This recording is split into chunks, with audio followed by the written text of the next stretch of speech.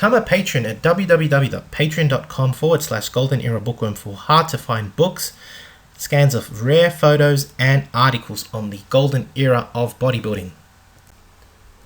Hi everybody, Golden Era Bookworm here. Today I would like to present Green Mile lookalike Silver Era bodybuilder Rocky Kent, who, although only standing at 5'3", possessed a truly herculean physique. He was discovered by the weighters back in the 50s, and as they described him, he possessed a physique that was rugged and massively powerful, like the Canadian North Woods. And aren't they right? What struck me was when I read the article and saw these marvelous photos taken by Tony Lanza, was his incredible resemblance to the Green Mile actor, the late Michael Clarke Duncan, pictured here. Today, I will give a brief biography of Rocky Kent and detail his style of training, his incredible strength feats, and tips for beginners as well. And finally, also give a brief blueprint of his training methods when he was much younger and how he actually built his bulk. And the method which he used, which was remarkably similar to Reg Park's 5x5 routine. Enjoy. Rocky Kent was actually born in Colorado, USA, but later at 10 years of age moved to Huntsville, Canada, where he spent most of his life. At a young age he was thin and sickly and took to judo and wrestling by studying books, but was disappointed in that he couldn't develop the musculature that he expected. Upon seeing a circus strongman show, he learned that through barbell training he could actually develop the musculature that he was so seeking. And so, equipping himself with buckets of sand and water as dumbbells, axle shafts with wheels as barbells, he began to do some very rugged form of training at home. After finally purchasing a barbell set, he learned Olympic weightlifting and also took upon himself to practice bodybuilding. And soon after, he became the middleweight Olympic weightlifting champion in the Hamilton Championship, where he pressed 215 pounds, snatched 225, and clean and jerked 270. And we're talking about a young man at 5'3", only weighing 165 pounds. They are some very impressive poundages indeed. Now, I keep finding a very similar trend with a lot of Silver Era bodybuilders. Not all, but many actually used odd lifts such as the one-arm bent press and Olympic weightlifting lifts such as the two-hand snatch and the press, the clean and jerk. And it is therefore no surprise that Rocky Kent actually used these lifts, and they were some of his favorite lifts, such as the one-arm bent press, the two-hand snatch, and the two-hands curl, which he actually really enjoyed so much that he practiced them as strength feats, bent pressing 200 pounds with each arm, doing strict curls with 165 pounds, and performing a two-hands snatch with 235 pounds. Here he is showing his rugged physique in a more unusual, most muscular pose, you could say. Now, what I find most amazing about Rocky Kent was his measurements, and I really do have to quote here Ben Wader, of whom I have actually extracted some of this information from the article that he actually wrote. It is his proportions, his incredible proportions, that make you believe that the guy is much taller than he is. I have to repeat this, but Rocky Kent was only 5'3" and weighed 165 pounds. But let's have a read at what Ben Wader had to say. Proportion, Kent has that if nothing else. From the picture he enclosed, that is, Ben Wader actually received a photo from Tony Lanza.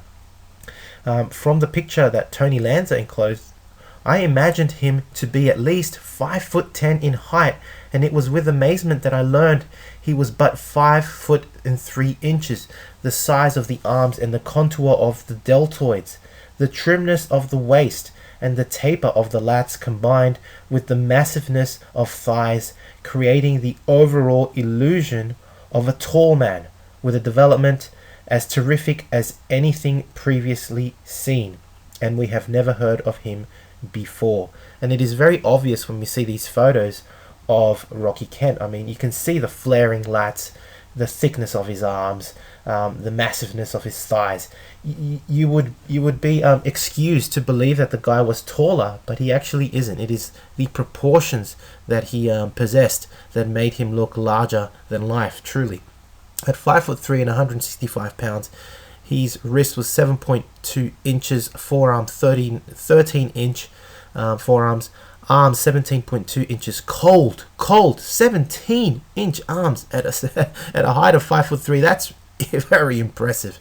A neck of 17.5 inches, chest of 44 inches, waist 31 inches, thighs 24 inches, and calves of 15 inches. Remarkable development.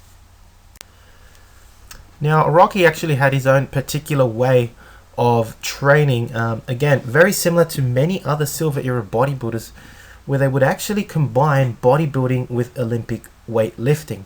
He would train bodybuilding 3 times a week and performing Olympic weightlifting 2 times a week. He was also an avid wrestler, again, similar to many Silver Era bodybuilders. They really liked to use the muscle that they had. And so when he did wrestle, he would actually only train 3 times a week and cut down a bit on the volume. His favorite, of course, Olympic style of workout involved the snatch, the clean, and the press. And he actually believed that that this was sufficient to actually keep his musculature, especially when he wrestled. That's what he actually would focus on. He would perform snatches on one day, do a clean and press workout on another day, and etc. Doing, for example, clean and jerks as well. And so, again, this is very typical of Silver Era bodybuilders. He was in the strong opinion that Olympic lifting was necessary for natural bodybuilders wishing to build bulk, and I'm also a strong advocate of that myself. These are total body motions that really do develop both strength and muscle. And he also believed that bodybuilding exercises alone were excellent as well for shape and definition, and therefore combining both was a sure way of success for natural bodybuilding. Now, as promised, here is Rocky Kent's actual workout, and I do have to stress this is a very advanced workout, not to be attempted by a beginner, as he also states in the article. Understand that Rocky at this point had developed a very strong foundation, which I will talk about later, and I will actually describe the blueprint to Rocky Kent's physique as well. But at his more advanced stage, he had an incredible workout, is all I can say. A warm-up using 175 pounds on the half snatch, doing 20 repetitions just as a warm-up. That's pretty incredible. Squats, he would perform 3 sets of 10 reps using 300 pounds, and at times work up to his maximum of 375 to 400 pounds for just 1 rep. Then he would follow up with curls, 2 hands curl, using 155 pounds, 135 pounds, and 120 pounds, working for 8 to 10 reps as a range. He would then perform sit-ups with weights, 110 pounds, 100 pounds, and 90 pounds for 8 reps each set, followed by leg raises using 75, 65, and 55 pounds for 10 reps for each of those sets. He would then perform, this is incredible, bent arm pullovers, warming up with 200 pounds and working all the way up to 280 pounds for 5 reps. Man, that is superior strength. I mean, no wonder his lats were so strong, his chest, his arms. Man, that is some serious poundage on the bent arm pullover. He would then follow this up with reverse curls, using 75 pounds, 85 pounds, and 95 pounds, sticking to about a 7 to 8 rep range for each poundage for each set. He also enjoyed performing one-legged get-ups with 170 pounds to 200 pounds for 10 to 12 reps. Bent over rowing would follow, 180 pounds for 3 sets of 10 repetitions.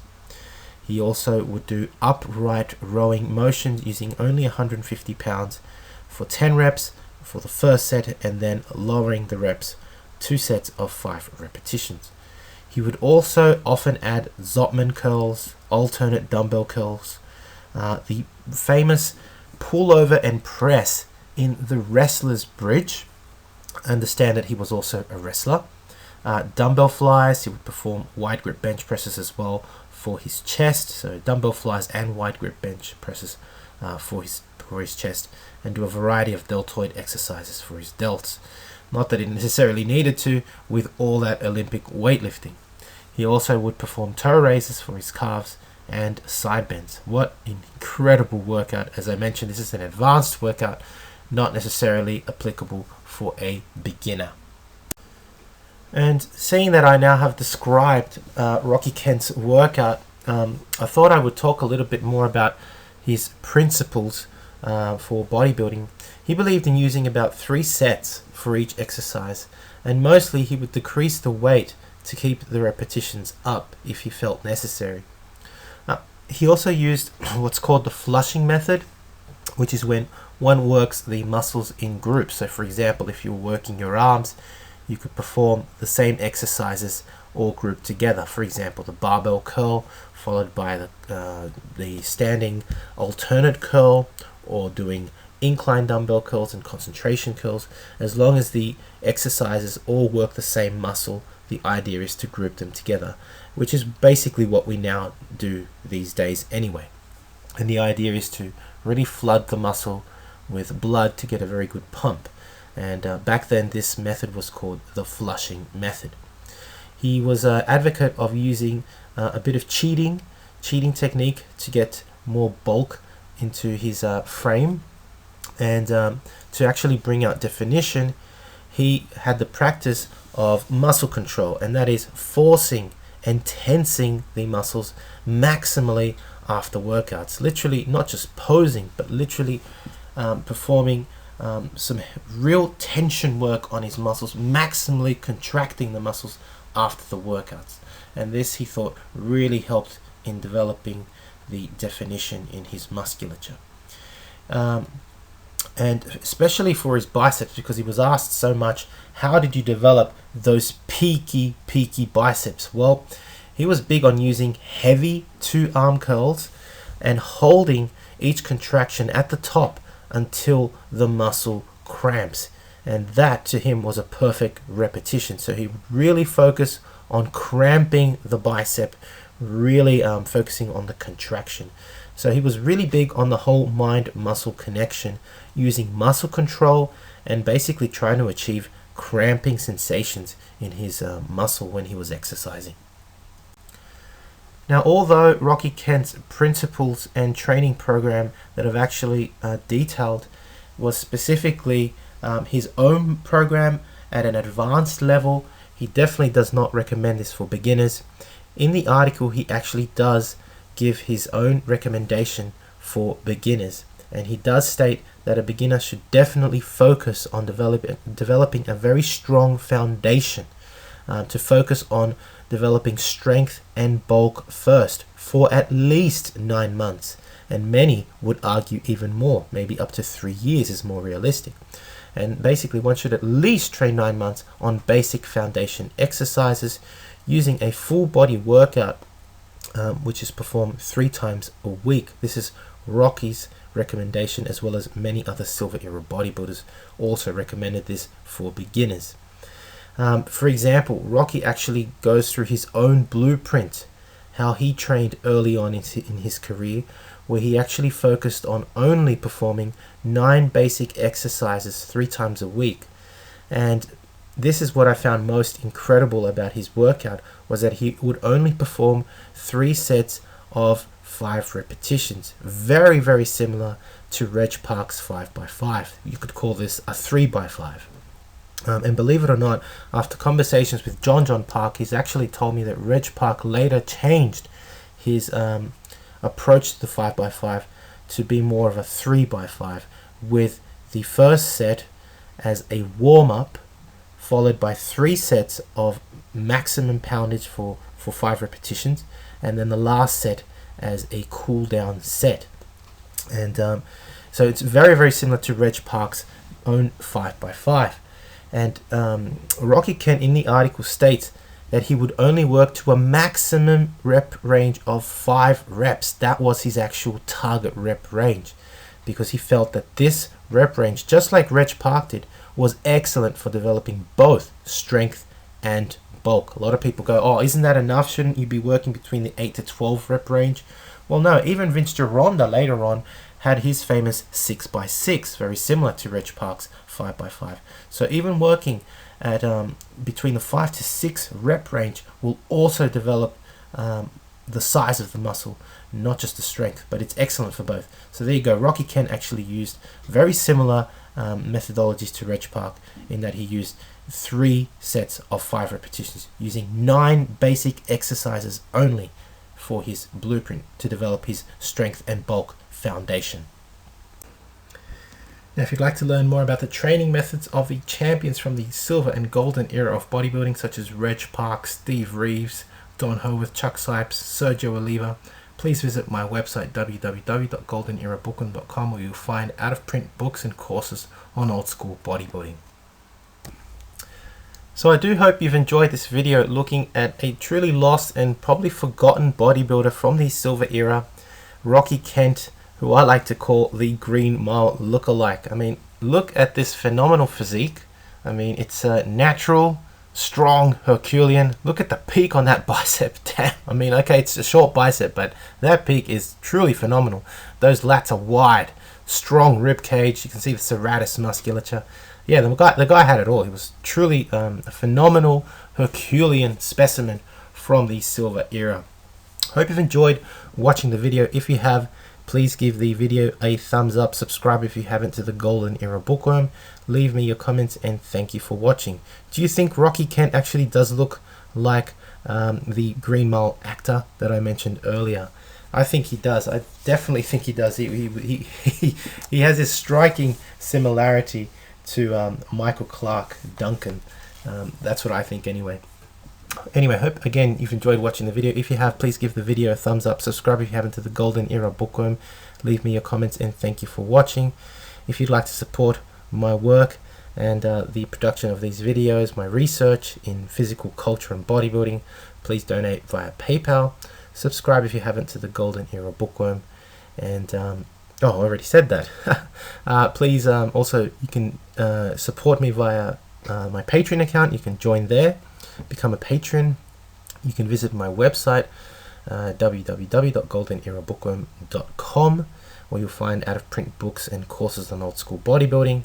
And if you also like, you can get in touch with me via email, goldenerabookworm@gmail.com, if you'd like to especially pass on any of your old books and magazines, which I'm also always adding to my collection. That's it for me. Hope you've enjoyed the video. This is the Golden Era Bookworm. Bye for now. And for an entertaining look at the history of bodybuilding's supplement industry, I would highly recommend watching Subs the Movie, which I have collaborated in, available at Amazon Prime and Vimeo.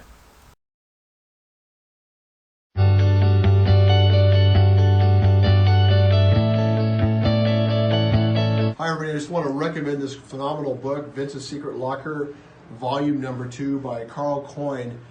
I've been looking at this for about 4 weeks and I can't put it down. If you get a chance, check it out. He also has a part 1 that I highly recommend also. Vince was the trainer to the stars and had an amazing, interesting gym that today there's still not equipment like it around. It was all made out of wood. He'll be on our radio show coming up probably in the next couple weeks or so. Have a great day, and again, highly recommend this book.